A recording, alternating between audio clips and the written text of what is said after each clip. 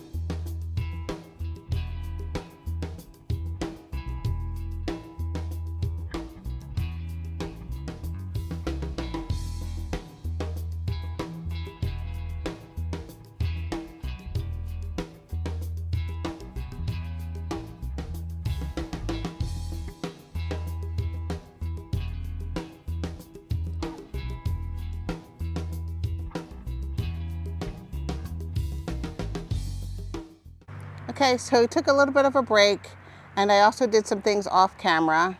The bugs are out, so I put the netting down on my hat. So I'm going to show you, just going to bring the camera over here. I have emptied out as much as I could get out. There are ants in there, so I'm not sticking my hands in there. The pot here, and we are going to use, I'll move this over here, over in this area here, the AquaPot to put into this pot so that we can have a self-watering container. So we tried to use this on the pot in the front where the hydrangea was, but the pot wasn't deep enough. So they say, I think, actually let me read on here, see if it's on here. So this is the AquaPot by Proven Winners, and it has a reservoir here and a tube, reservoir here and the tube to put in, to pour in the water. And it also has an insert here where you put soil in to there. And then you place this in the bottom of the pot and then fill the rest with soil. And this is, serves as a self-watering container. And also reduces the soil that you need in the pot, which is also great. So I believe they say 16 inches or deeper. It doesn't have it on here. But I believe, oh wait, hold on.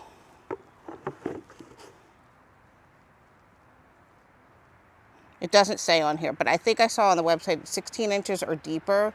I think this one is like 20 inches, and I think it'll do better.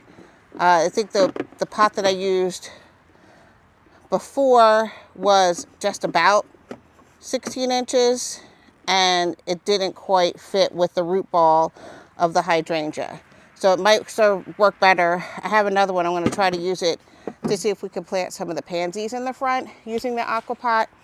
I think if they have smaller root balls, it would do better. So this is telescoping, so that you can, and it has this blue flower thing on there. Some people don't like it, and you could take it off. But it's telescoping so that you could just pour the water in here with the hose. So the directions say to, it's been a while, so I'm going to make sure I read the directions here. Set the insert into an empty planter and extend the adjustable water tube. We're going to do that. Then to pack the potting soil firmly into the soil wick, which is that hole that I showed you in the middle. And then you mix some fertilizer and plant food in the soil, and you actually add some into the soil tube, the fertilizer. And then you plant your favorite plants, and then use your hose to water everything in, and water everything in, and then fill the reservoir. And it says to set a reminder to fill the pot about once a week. So I don't know about your areas. I know down south with the hurricanes and all, you guys have had a ton of rain. But up here, we have not had, especially in this area, pretty much we've had no rain, I would say, for at least about 6 weeks. No kidding. Things are very dry. We actually got a warning on our weather yesterday to say that there was increased fire this weekend. So increased chance for fire this weekend. So the AquaPot is now in here, and you can see the reservoirs at the top. There's actually plenty of room in here. I'm going to move this over so you guys can see it. So the insert is in there. The reservoir is sticking up a bit. I might turn it a little bit because it's kind of hard to get to, so I might turn it so it's in the front and then actually remove the flower so you can't really see it. But there's room around the bottom, and I'm going to fill up the reservoir. I'm going to put some compost and soil in, and I'm going to use Biotone starter fertilizer, and we're going to see what we get with this. Kind of excited about this. Okay, I have the hose set up. They're going to turn this around a bit so I could be sure to reach it better. I'll leave the flower on it for now, and we're just going to get filling with soil. So this is some compost from our compost delivery.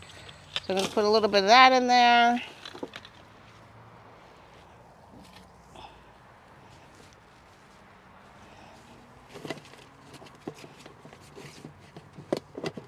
Actually, a lot went in there.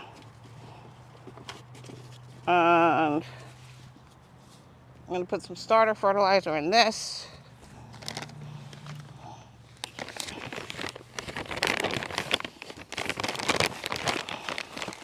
I'm really not sure how deep. I don't think the pansy roots get super deep, but if we plant stuff in there later on, it will definitely benefit from the starter fertilizer. So that's that. I'm trying to get you guys closer, but I have this massive abelia here. Hopefully you can see a little bit better. Okay, so I'm going to put some dirt in. This is actually just the soil that we had from before. I'm going to enrich it with some compost and fertilizer. I'm not going to leave nearly as much soil as we did before, which is good. Hopefully I don't get any ants on me. And some more compost. Mix it around with the hori-hori. I'm just kind of going around the pot to get the soil down into the openings that were around the pot, around the AquaPot. so that the soil doesn't sink so much. And then I think I'm gonna also put a little water on this, kind of settle it in before I add some more.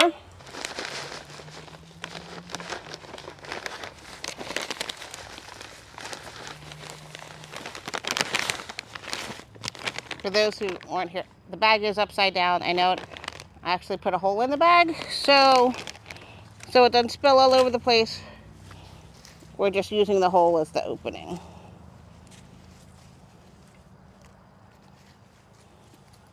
Trying to focus the water down into that hole, that reservoir. And get the soil packed down around the outside. So what I've decided to do is to prep. I'm going to prep the containers. Here's the most of where the ants are.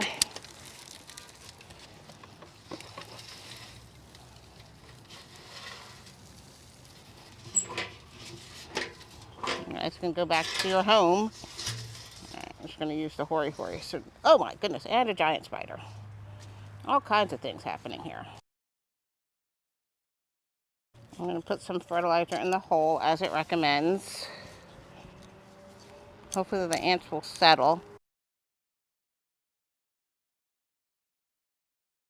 This soil is super, super dry.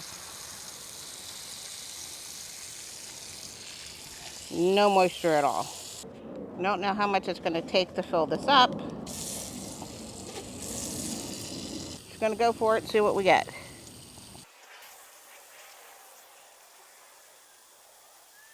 Just going to wait for it to come up the tube.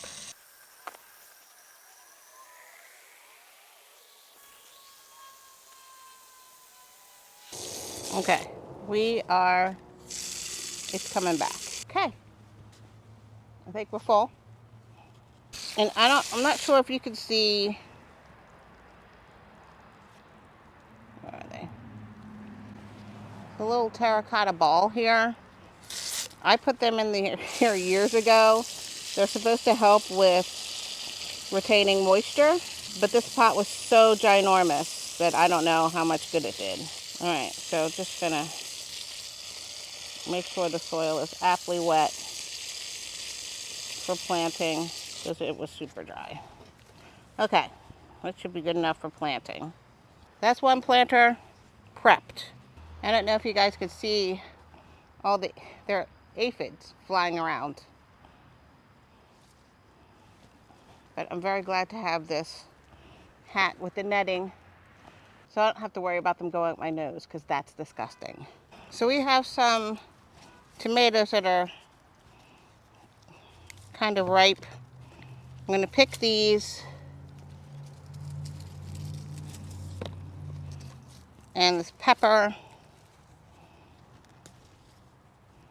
This is the last of the tomato harvest. 2 beefsteaks, an orange beauty pepper, some white cherry tomatoes, and sun sugar tomato. So that is it for the season for the tomatoes and peppers. So I'm just going to set the camera up and let it run while I prep these other pots.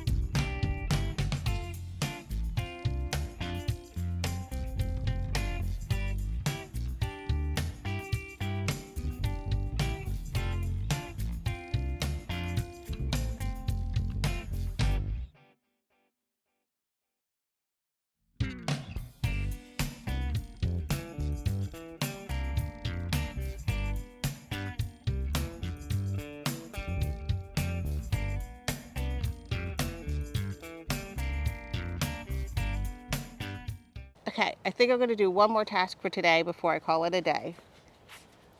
I'm going to pull out the Super Beana Pink Cashmere that's in the bed over here and on the other side, mirroring on the other side, and prep that bed for planting the pansies tomorrow.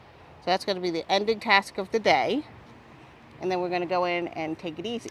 All right, so we are here on this side of the deck steps beds. So these were done with the no-till method, the same kind of method that we're going to use for the flower bed on the side, and that I've used for pretty much all of the new flower beds in the garden space. If you're not familiar with the no-till method, you put down cardboard or contractor paper and then cover it with about 6 to 8 inches of compost or mulch, and let it, or grass clippings or whatever, just let the grass die back, and then you plant directly into the compost, that layer, so it doesn't disturb the beneficial bacteria that are under the soil or any of the worms or anything like that. You're just amending the soil with compost and letting the grass die back naturally, and you get a great flower bed that has vastly reduced weeds. So I hardly do any weeding in these beds here, and it's been wonderful. You do still have to mulch it because that's what really, you need to keep the ground covered. So this, I'm pulling this out. Let's see how we go with this. I might have to dig it out. Oh my goodness. Yep, I'm gonna have to dig it out. If it's too bad, I might have to have Jeff do this tomorrow because I don't want to hurt myself.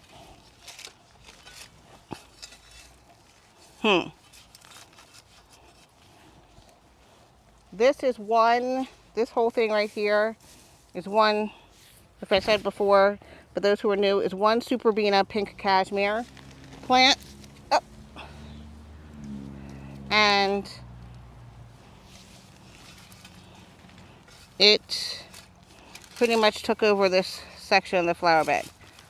So, in the reality of the reality, being safe, gardening smart, and not to injure my knee anymore, I'm going to actually see if Jeff can do this part tomorrow.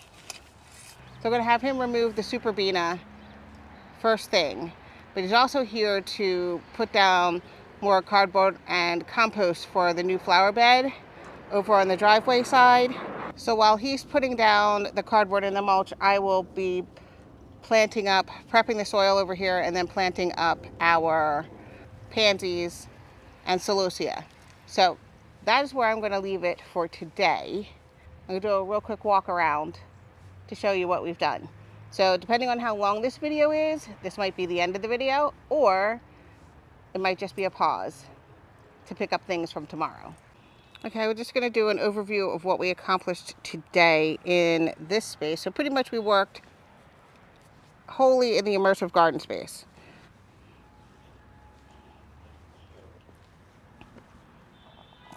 Last thing we got done was cleaning out the tomato and peppers, amending the soil, and prepping it for planting of the pansies tomorrow.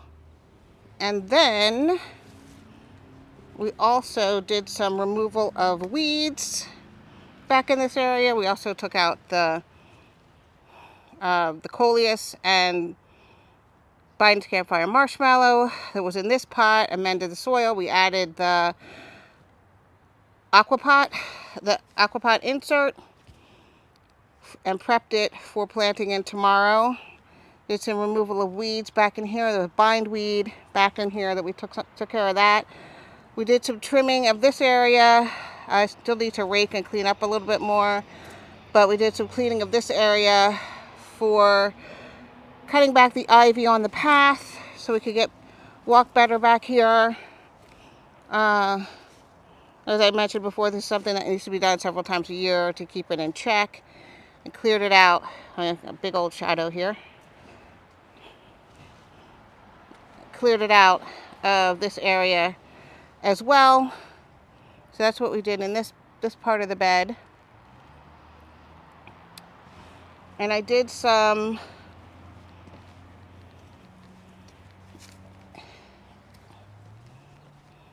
back in the woodland garden area. I don't know how much you guys could see. I'm going to try to zoom it in to see if you could see anything, but we did some trimming of weeds back in this area as well. So not being in the garden for a while is kind of worn me out.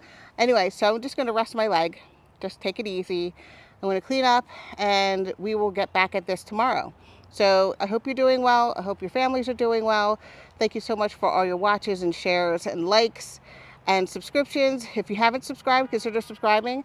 I am chronicling my journey. This is kind of like a video diary of what is going on in my Zone 7B urban quarter-acre lot in Southeast Pennsylvania. So if you're enjoying it, come along, join up, and we will have more video content. So I look forward to seeing all of you in the next video. Take care. Bye-bye.